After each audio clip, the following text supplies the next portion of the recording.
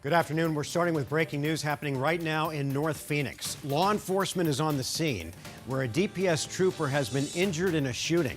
This is all unfolding at 19th Avenue and the 101, and there are still a lot of unanswered questions. We've got live team coverage to break down what we do know right now. Team 12's Jonathan McCall is at the scene near the Loop 101, and Colleen Sikora is at Honor Health Deer Valley Medical Center just a few blocks away. Let's get out to Jonathan McCall. Jonathan, tell us what you're hearing. Well, good afternoon, everyone. You know what? We're still some 3 hours into this investigation and still a very large police presence here on scene near 19th Avenue, just north of the Loop 101. Want to step out of the shot so you can get a better look at the scene that is still unfolding at this hour. We are still awaiting to get more details from investigators about how this all unfolded, but we do know that at least one Arizona trooper has been taken to the hospital as a result of this incident that happened here this afternoon. I want to show you some video that we were able to get here on the ground of that scene. A very large, again, presence from law enforcement. A number of agencies here on the scene initially with Maricopa County Sheriffs, Arizona DPS, along with Phoenix Police, all here on the scene as well. Again, not a lot of information that we have received at this point about exactly how this all went down, but we were able to talk with a witness who did see exactly what happened, that exchange between the suspect and that Arizona trooper. Here's what she had to say.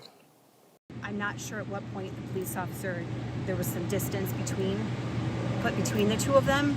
I don't know if the police officer was shot at that point and then was trying to get away, but I was just hearing pop, I saw the gun in the guy's hand and I could hear the pops.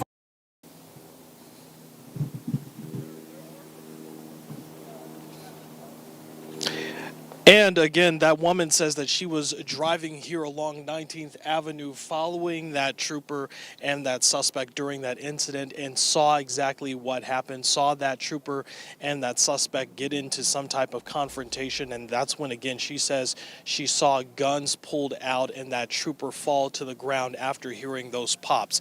Again, that trooper taken to the hospital. We do not know the condition, his condition or their condition at this point. We also don't know anything about that suspect. According to that woman, she says she saw that suspect after he was hit get up off the ground and then get into another car and then drove away from the scene. Again, we're still waiting to get more confirmation about this investigation from authorities. We'll continue to stay here on scene and work this story and gather more details as soon as they become available. We're live this afternoon in North Phoenix. Jonathan McCall, 12 News. All right, Jonathan, thank you. Right now, Team 12's Colleen Sikora is live outside Honor Health Deer Valley Medical Center where the trooper was taken. And Colleen, what is the scene like there? You know, we've seen a lot of law enforcement officers come to the hospital here, come into the trauma center and emergency room here at Honor Health Deer Valley Medical Center. We've seen agencies including DPS, Phoenix Police, and Glendale Police, among other agencies. And we often see this when law enforcement officers are injured in the line of duty, physically showing up to show their support for, in this case, the trooper that was injured. Now, while we've been here, we also saw Maricopa County Attorney Rachel Mitchell go into the ER here as well.